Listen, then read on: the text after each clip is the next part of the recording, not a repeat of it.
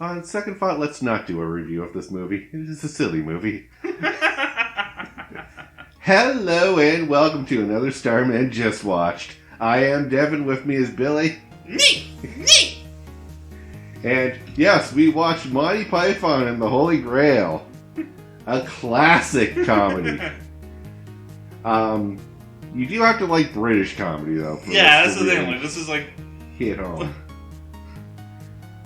But that said, though, even if you don't like British comedy, I still felt it was funny enough. Yeah, so you think? Yeah. It's a little off the walls funny. Yeah, well, you gotta like Monty Python's type of humor. Yes. It's not known as one of the best comedy troops for nothing. Yeah. But again, you do have to have a preference for them. Yeah. If you're like, well, it's too wacky and silly to follow along, well, that's the point. Yeah, it's all over the place, and it's like... That's his style. Yeah. So, if you haven't heard of this movie, and why haven't you? Because it came out in 75? Yeah, like, this is an ancient movie by this standard. Yeah. And it's basically just King Arthur's quest for the Holy Grail comedied up to nonsense levels. And we could go scene for scene, but let's not, because I encourage people to watch this movie. Yeah. I want people to go in completely not expecting anything. Yeah, like, you don't want to get known the bits, so just... We'll go over some of our favorite ones here and there, but we're going to skip the step-by-step story. Yeah. Because rundown of it is, it's Arthur goes on a quest for the whole... Well, first he tries to find his knights. Yeah. Then he gets a quest from God to go find the Holy Grail. And then it's all the steps he takes to go get to the Holy Grail. Which I do love the twist ending on. It's a castle owned by the French that we met at the very first. Yeah. Like, what would have made it more funnier in my mind if it was the exact same castle. Like, they did a full circle. That, I admit, that would be kind of funny, right? Like, yeah. It was here. They were right. It was here the whole time. Gotcha! Yeah. You went on this random bullshit quest for nothing and lost half your men. Yeah, as well sit there drinking for the Holy Grail. Yeah.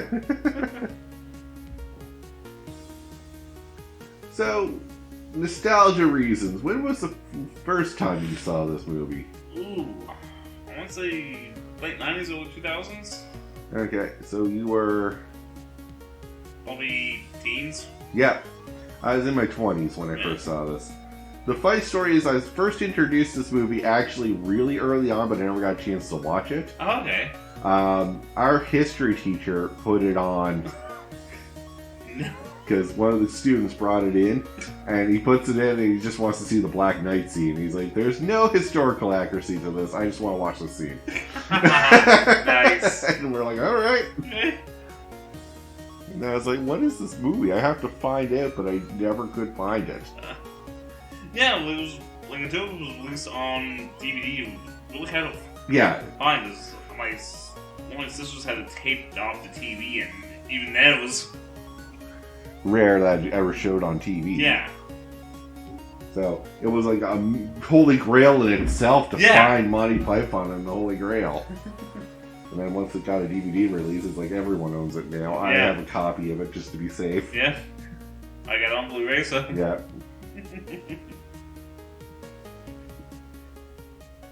And first Lego animation I've seen in a movie. Oh yeah, that's...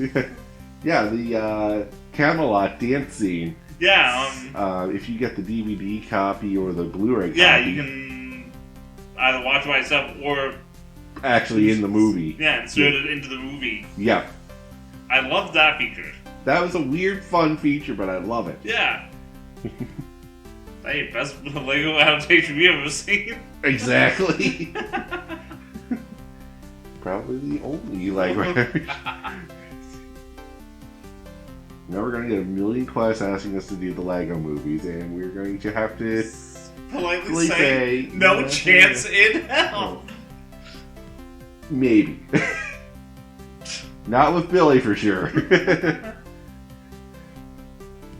But I'll sucker someone into it, I guess. If there's enough demand, I'm not going to jump right into them. Anyways, off topic. So let's go over some of our favorite scenes. Brave Sir Robin? Brave Sir Robin. We joke about this all the time. Anytime someone shows cowardice in our group, we will break out that song. And Brave Sir Robin ran away when danger reared its ugly head. Brave Sir Robin turned tail and fled. No, I didn't! Brave Sir Robin. I did not!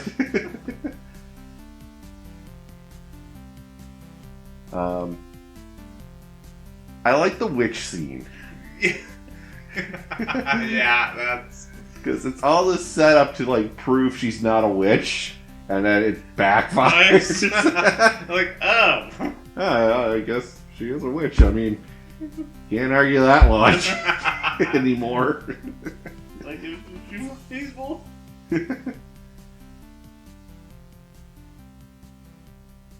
Any other ones for you?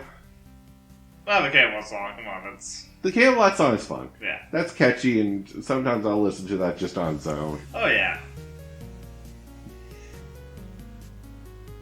I know it's overly violent, but I do love the Lancelot scene. Yes. In the castle swamp. I'm quite sorry, I didn't mean to. You didn't mean to. You put a sword through his head. Oh, is he alright? It's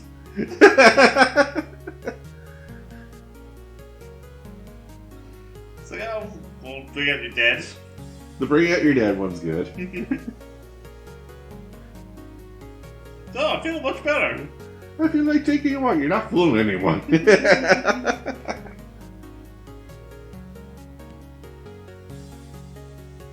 And the bunny, or Tim and the bunny rabbit scenes are good.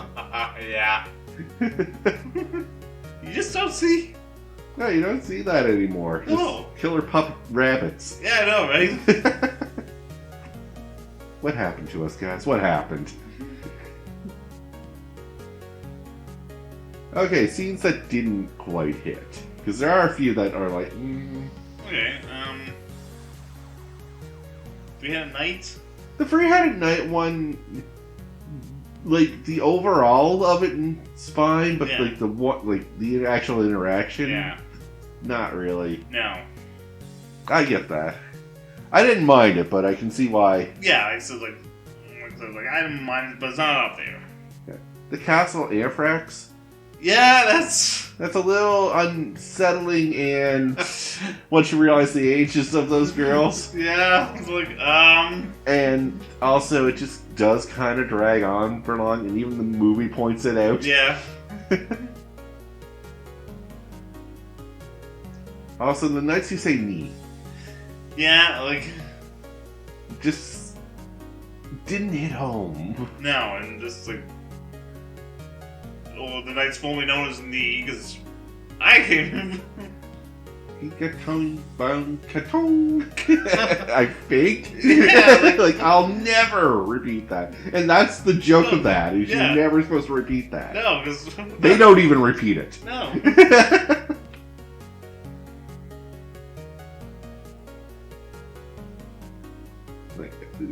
So yes, there are subtle nods and like little jokes, inside jokes. It's jokes upon jokes. It's a joke Tutkin.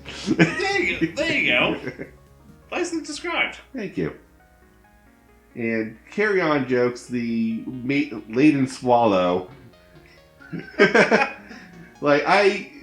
It took me this watching to realize how much of a running gag that actually is. Yeah, like, I know, right? Like, it's... You're introduced to it at the first, and then if you listen closely, even in the background, they talk about it. Yeah, like... In other scenes. Yeah, like it's... You might not be able to hear from it, but then you... Yeah, if you pay attention enough, you'll notice that it's like, oh wow, that's actually in a lot of scenes. Yeah, like... And then the payoff at the end for it. Like, was it tropical? Are you talking tropical or African? Or European or African? Yeah, European or African. I don't know that. It's like, how do you know so much about swallows? You need to know these things when you're a king, you know? I was like, okay, that paid off. Yeah. Like, the joke you struck up was a good payday? Yes, it was. Yep. For such a, could have just been a throwaway gag. Yeah, like, it's been, okay, 2 references and, yeah. We're done. Yeah. And, okay, most absurd scene for you.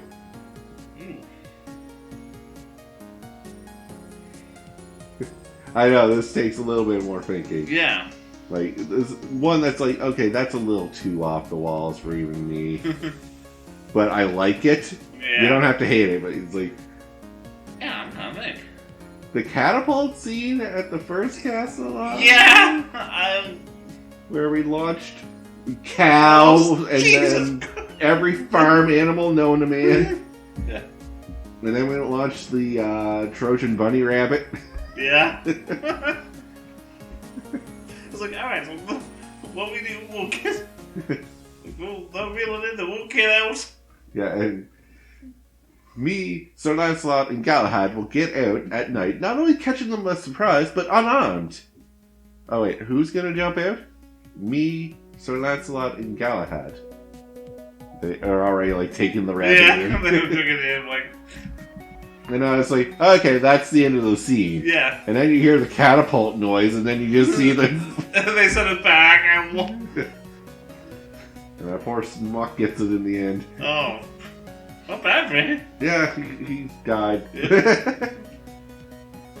Like a lot of death. There's a lot of death in this movie. Oh, yeah. Yeah. I'm looking at the total death count. I'm sure someone somewhere has done the death count on Monty Python and the Holy Grail. Yeah. And I bet you it rivals one of the B-rated horror movies. Yeah.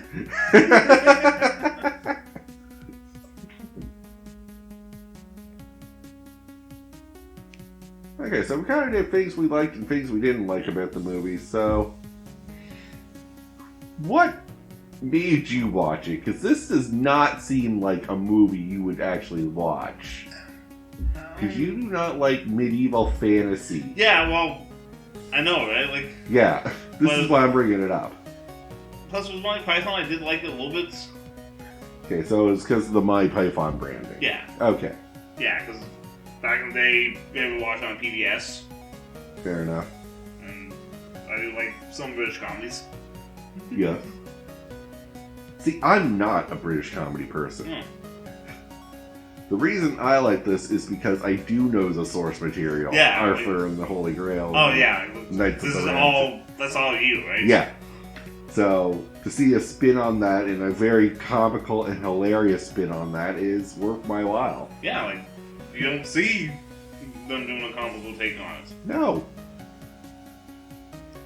Not often, but like... No, it's not done to this perfection. No. This is... Like, as random as it is, it's all well-timed and well-placed. So, there is thought behind each joke. Yeah, like, that's why I love that Monty Python. They put... Yeah. They really take... They really take their time. They know their comedic timing. Yeah. And it's never a cop-out joke with them. Yeah. You see that a lot with the newer comedies out these days, is that a scene builds up and then it's just more of a cop-out, cheap laugh. Alright, well, we'll do final thoughts. This will be a shorter episode. It's not easy to talk about Monty Python and the Holy Grail in a long, extended term. No. But final thoughts. No, I mean, like I said, you're into medieval, and you like some good medieval comedy. Man, this is for you. And like I said, if you're a huge fan of Monty Python, and you never see this movie... How? And if you like British comedy, just throw this in. Yeah. And I'm trying to think if someone who doesn't know Monty Python and or likes medieval would like this. And I'm still thinking yes. It's entertaining enough. Yeah, like... Because it's not full-on British humor. No, it's... Yeah, it's not. Like, when you think of it... Yeah, when I analyze British humor, there's a certain step-by-step process for British humor that I clue into. Yeah. And it doesn't meet those story beats. No. So, I wouldn't overly classify it as British humor. It has a lot of British accented humor, but not actual full-on British humor. Yeah. There you go. Alright. That's my 2 cents on that movie, so we will call it here. But first, I just got to explain. Nope, none of that!